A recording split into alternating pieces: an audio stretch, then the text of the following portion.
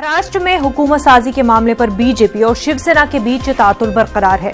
दोनों की जमातें अपने अपने मौक़िफ़ पर अड़ी हुई हैं। आज भी मीटिंगों का दौर जारी है।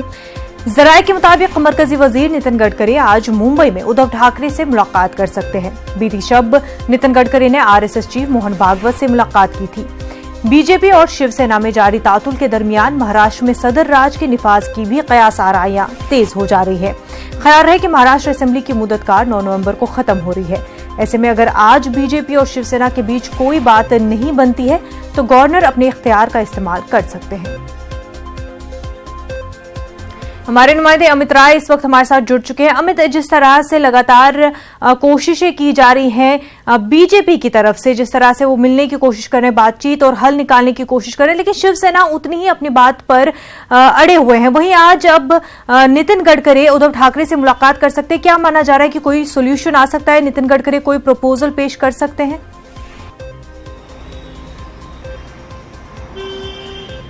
देखिए, जब दोनों ही पार्टियों के बीच जो है अनबन तेज हो गई तो ये कयास लगाए जा रहे थे कि शायद नितिन गडकरी इन दोनों पार्टियों के बीच मध्यस्थता करें, क्योंकि शिवसेना जो है गडकरी का बहुत सम्मान करती है। लेकिन अभी हमने देखा कुछ ही देर पहले संजय राउत ने प्रेस कॉन्फ्रेंस को संबोधित किया। उनका साफ तौर पर कहना है कि अगर नितिन गडकरी के पास 2.5 साल के मुख्यमंत्री पद के फॉर्मूले की कोई लिखित जो है प्रति उनके पास है तो हम उद्धव ठाकरे से बात करेंगे कि नितिन गडकरी की मुलाकात हो, वरना इस मुलाकात का कोई मतलब नहीं बनता है। और उन्होंने ये भी कहा संजय राउत ने कि अमित शाह उस समय बैठक में थे जब तय हुआ था, जब वो खुद नहीं कुछ बोले, हम उनसे मुलाकात करके क्या करेंगे। तो राजनीतिक जो स्थितियां हैं काफी बिगड़ती चली जा रही हैं और देर शाम तक अगर फैसला नहीं हुआ तो देवेंद्र फडणवीस को अपने पद से रिजाइन देना होगा। उनके सारे मंत्रियों की जो सारी सरकारी सुविधाएं हैं वो उन्हें वापस करनी पड़ेगी। एक और बड़ी खबर ये आ रही कि कांग्रेस ने अपने आधे से ज्यादा विधायकों को जयपुर शिफ्ट कर दिया है और जो कुछ बचे हुए विधायक हैं वो नागपुर के जो लोग हैं वो दिल्ली से वाया जो है जयपुर जाएंगे। और अभी 11:30 बजे जो सीनियर लीडर हैं,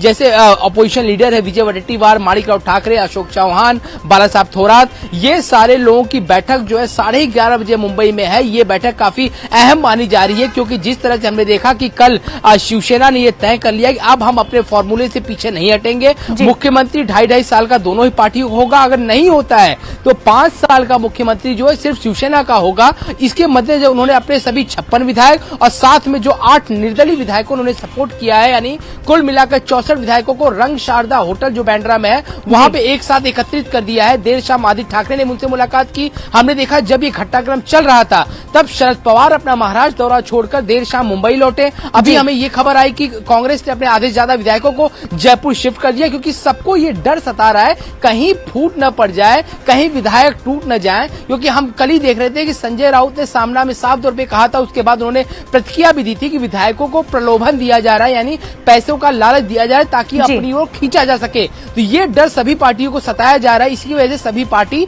अपने अपने विधायकों को अपने साथ एक साथ एकत्रित रखना चाहते हैं। सबके फोन भी जो है बाहर जमा कर लिए गए हैं। सारे विधायकों ने अपने फोन को स्विच ऑफ भी कर दिया है ताकि किसी का किसी से कोई भी कांटेक्ट ना हो पाए।